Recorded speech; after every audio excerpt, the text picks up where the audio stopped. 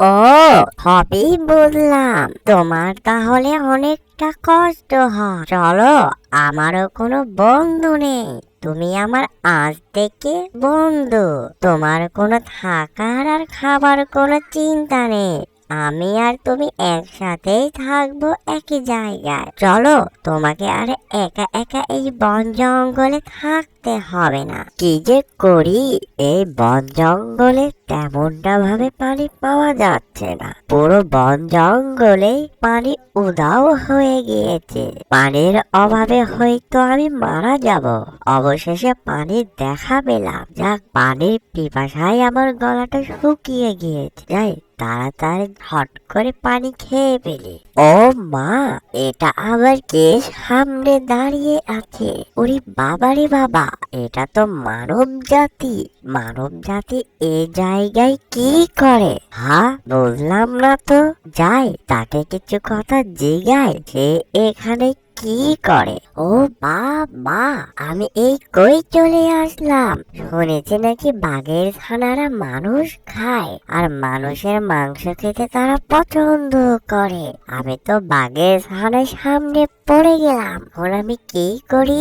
ভয়ে আমার শরীরটা থরথর করে কাঁপছে।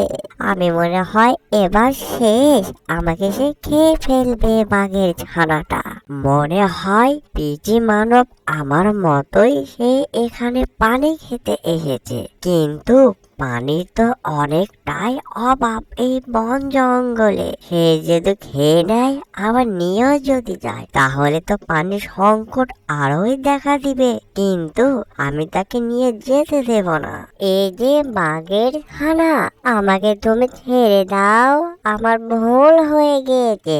আমি এই জায়গায় এসে আমাকে তুমি খেও না।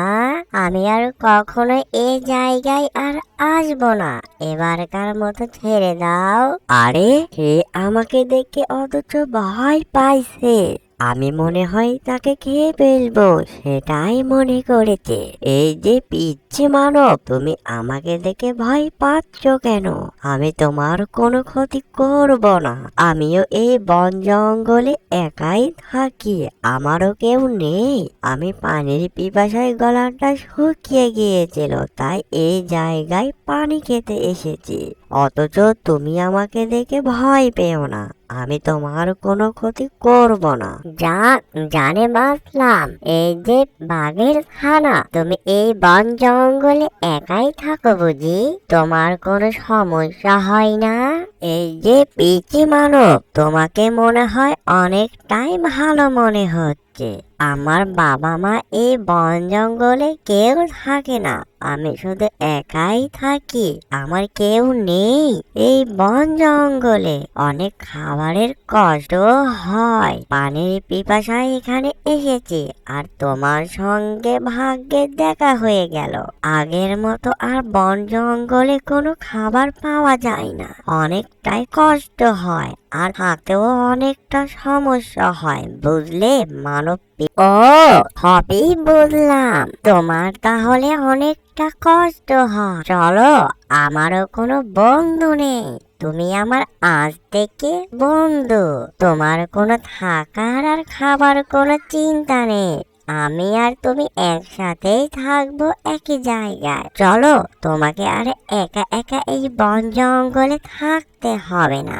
না না না বাবা, এই বন জঙ্গল পুরোটাই আমার চেনা।